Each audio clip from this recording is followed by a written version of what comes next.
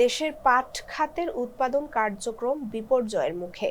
Bangladesh jute mills association (বিজেএমএ) এবং Bangladesh jute spinners association (বিজেএসএ) জানিয়েছে, কাঁচা পাটের সংকট তাদের পাটকলগুলো প্রায় অচল করে দিয়েছে। গতকাল সোমবার প্রতি মণ পাট বিক্রি হয়েছে ৫,৩০০ টাকায়। সংগঠন দুটি জানিয়েছে, বাজারে কাঁচা পাটের দাম অস্বাভাবিকভাবে বেড়ে গেছে, ফলে পাটকলগুলো তা ক্রয় করতে পারছে না। ক্রেতাদের চাহিদা অনুযায়ী উৎপাদনও সম্ভব হচ্ছে না।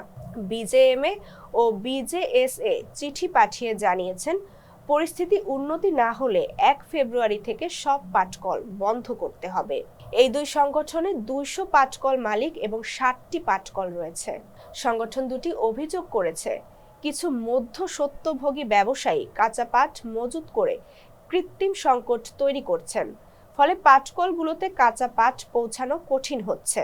পাটকল বন্ধ হলে শ্রমিকদের বেকারত্ব বেড়ে যাবে, আয় কমবে এবং বৈদেশিক মুদ্রা আয়েও নেতিবাচক প্রভাব পড়বে। বস্ত্র ও পাট উপদেষ্টা শেখ বশির উদ্দিন জানিয়েছেন, পাট খাতের সমস্যা কমানোর জন্য প্রয়োজনীয় পদক্ষেপ নেওয়া হচ্ছে। তিনি বলছেন, বর্তমান দাম পাট চাষিরা পাচ্ছেন না, মধ্যস্বত্বভোগীরা তা নিয়ন্ত্রণ করছে। পাট অধিদপ্তরের মহাপরিচালক সৈয়দ মোহাম্মদ নুরুল বশির বলেছেন, স্বল্প জনবল থাকলেও অভিযান চালিয়ে মজুতদারদের তালিকা তৈরি করা হয়েছে। রপ্তানি সংকুচিত হওয়ায় আশা করা হচ্ছে মজুতদাররা কাঁচা পাট বাজারে ছাড়বেন। বিজেএমএ ও বিজেএসএ দাবি করেছেন, পাটকলগুলোকে যৌক্তিক মূল্যে কাঁচা পাট সরবরাহের জন্য সরকার যথাযথ ব্যবস্থা নিক, তাহলে দেশের পাট খাতের উৎপাদন সচল থাকবে। নইলে ১ ফেব্রুয়ারি থেকে সব পাটকল বন্ধ হয়ে যাবে। দেশের পাটজাত পণ্যের রপ্তানি প্রতিনিয়ত কমছে। ২০২১-২২ অর্থবছরে ১১২ কোটি ৭৬ লাখ ডলার ছিল।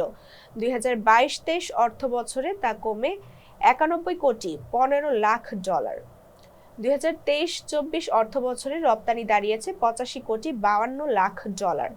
পাট অধিদপ্তরের তথ্য অনুযায়ী ২০২৩-২৪ অর্থবছরে ১৩টি দেশে ১৩,৪৪,৮৩৫ বেল কাঁচা পাট রপ্তানি হয়েছে। মূলত ভারত, পাকিস্তান, নেপাল ও চীনে রপ্তানি বেশি হয়েছে। রপ্তানি থেকে আয় হয়েছে ১,৭৩১ কোটি টাকা।